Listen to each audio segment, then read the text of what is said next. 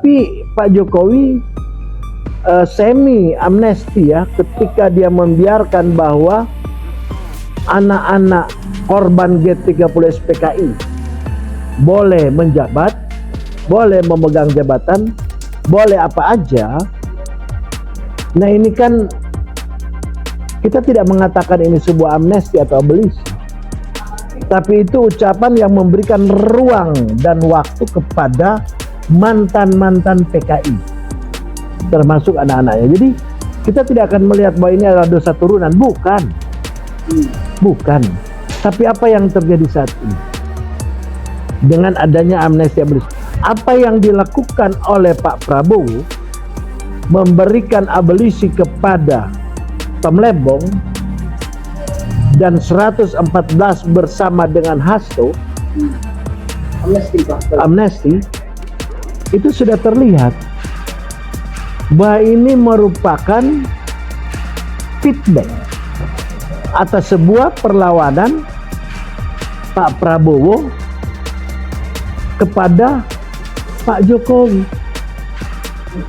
Perlawanan politik loh. 2-3 hari sebelumnya monggo ke Solo.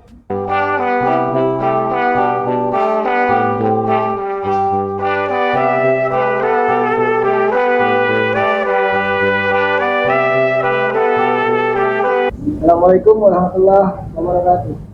Pemirsa Wiwatch Plus hari ini hadir kembali. Pada hari ini kita kedatangan tamu istimewa. Beliau adalah kita kenal Hengki Luntungan. Selamat siang Bang. Selamat hadir.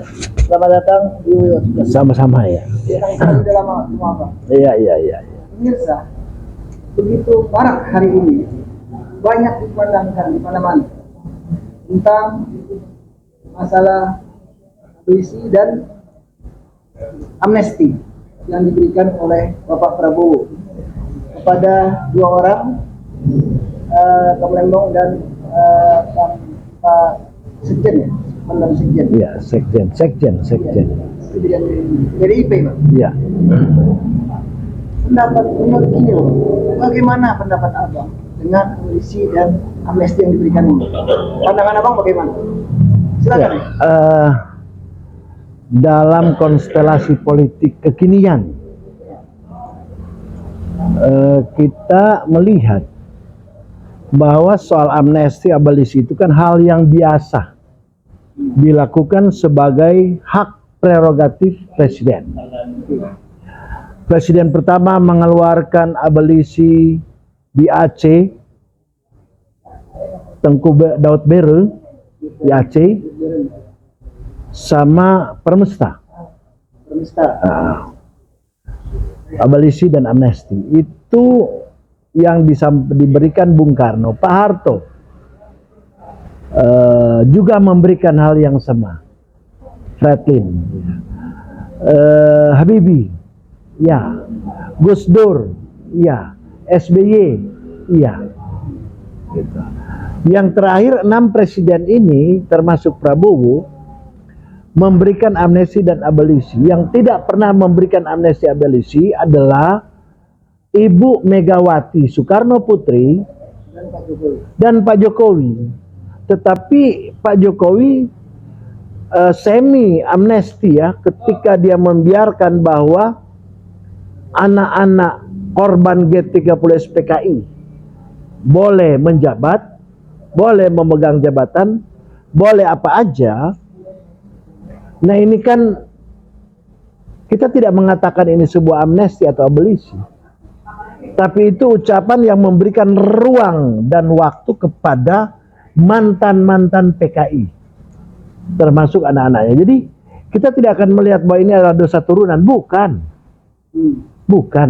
Tapi apa yang terjadi saat ini dengan adanya amnesti abolisi, apa yang dilakukan oleh Pak Prabowo memberikan abolisi kepada Tom Lembong dan 114 bersama dengan Hasto, amnesti, itu sudah terlihat bahwa ini merupakan feedback atas sebuah perlawanan Pak Prabowo kepada Pak Jokowi. Oke. Perlawanan politik loh. 2-3 hari sebelumnya, monggo ke Solo. Ya. Beliau gini, iya. Tapi pulangnya, waduh, itu sama dengan ya memelihara pisang. Di politik batang pisang. Belum matang udah dipotong. Oke. Nah jadi ini adalah konstelasi politik yang tentunya berdampak bahwa seluruh orang-orang yang menjadi lawan daripada Jokowi itu dibebaskan oleh Prabowo. Nah itu the best, dan itu tidak bisa diganggu gugat oleh siapapun karena itu hak prerogatif presiden dalam 4 item: amnesti, abolisi, rehabilitasi, dan grasi. Ini hak presiden. Ya. Jadi nggak ada gunanya itu Jokowi mau ngomong apapun, nggak ada. Prerogatif. Itu hak prerogatif. Oke. Dan itu yang saya kira dengan adanya amnesti abolisi kepada Tom Lembong dan Hasto CS, kita sudah melihat sama seperti saya bicarakan kepada rekan-rekan bahwa Pak Prabowo akan melakukan apa yang hendak dia lakukan untuk memotong kekuatan-kekuatan ini. Dia tahu bahwa di dalam masih ada kurang lebih 2-30% orangnya Jokowi. Iya, sangat yakin saya. Dan saya kan udah bilang, bahkan dipangkas semua kok. Iya, nah ini kan satu pukulan terhadap Pak Jokowi atas pembebasan melalui amnesti dan abolisi Pak Prabowo kepada anak bangsa yang dianggap benar-benar berbuat yang terbaik. Karena ada perbedaan antara amnesti dan abolisi. Tapi itu kan memang segini Bang, kan biasa setiap menjelang hari kemerdekaan Republik Indonesia itu biasa presiden memberikan abolisi. Amnesti. Bukan, itu setiap kali ya. 17 Agustus, Natal, Idul Fitri. Itu ada pemotongan hukuman, tapi bukan merupakan amnesti atau abolisi.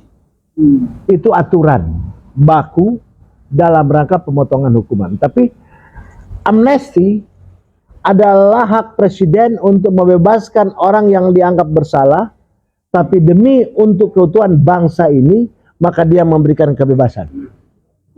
Abolisi adalah orang yang tidak pernah bersalah dipaksakan menjadi bersalah. Iya.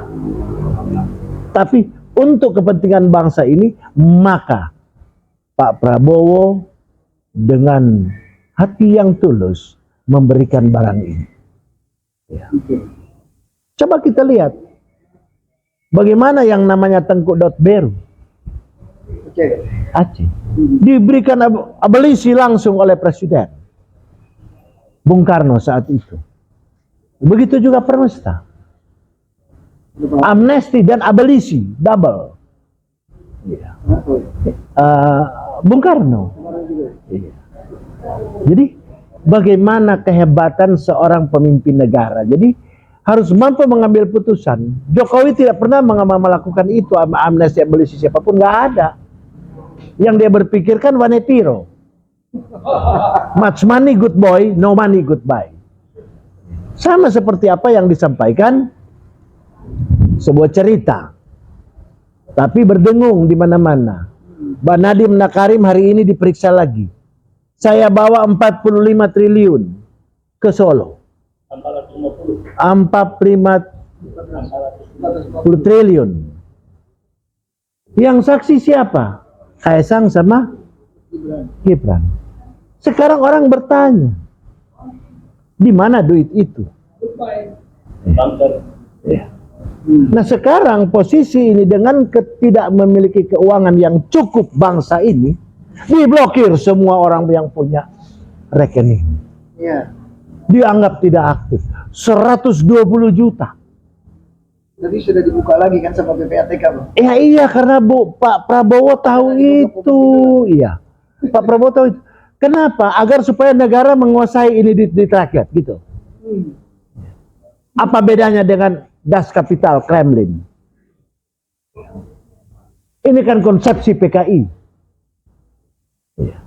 Duduk sama rendah, berdiri sama tinggi. Tinggal dia yang ngatur. Tanah tidak punya wewenang untuk mengelola selama 2 tahun, diambil oleh negara. Negara apa ini? Indonesia menganut sistem sosialis, sila kelima. Tapi dia juga mengacu kepada sistem kapitalis. Sehingga dari 2 sistem itu, ya, menurut SK Trimurti, yang ekonom bangsa ini bersama Bung Hatta disatukan menjadi ekonomi kooperasi, gotong royong ekonomi Pancasila.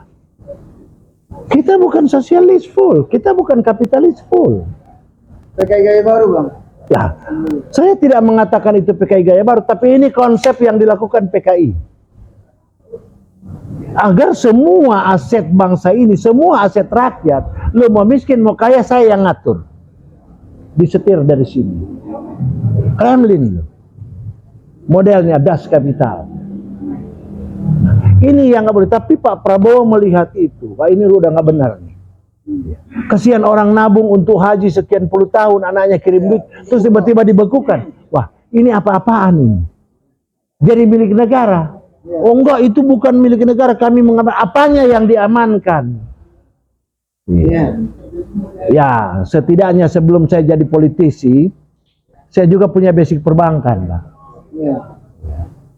Dan rekening Anda tidak boleh saya tahu, tidak boleh siapapun tahu selain Anda. Termasuk istri Anda tidak boleh tahu. Dan itu tingkat kerahasiaan perbankan. Muncul OJK, muncul PPTK, PPATK, diblokir. Nah ini yang bahaya.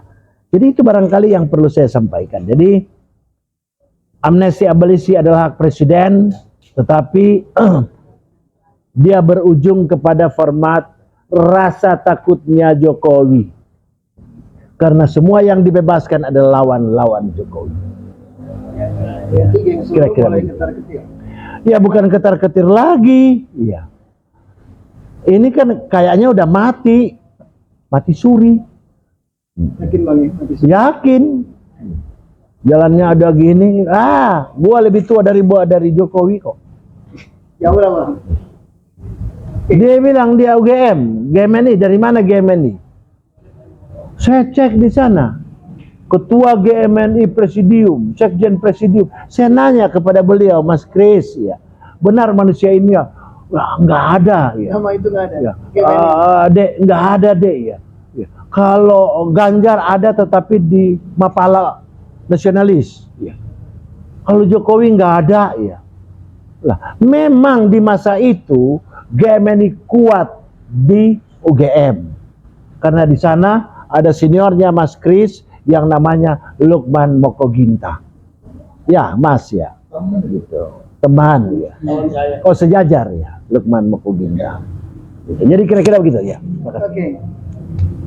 Tinggal 2 menit lagi, Pak. Satu hal pertanyaan. Ujung-ujungnya ini semua masyarakat sudah tahu mengenai tadi abolisi dan amnesti.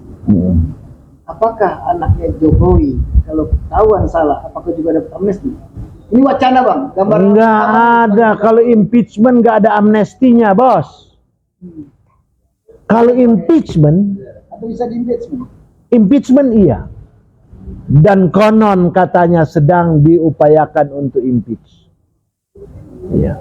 Jadi kalau sudah impeach, enggak ada amnesti abolisi gerasi, enggak ada.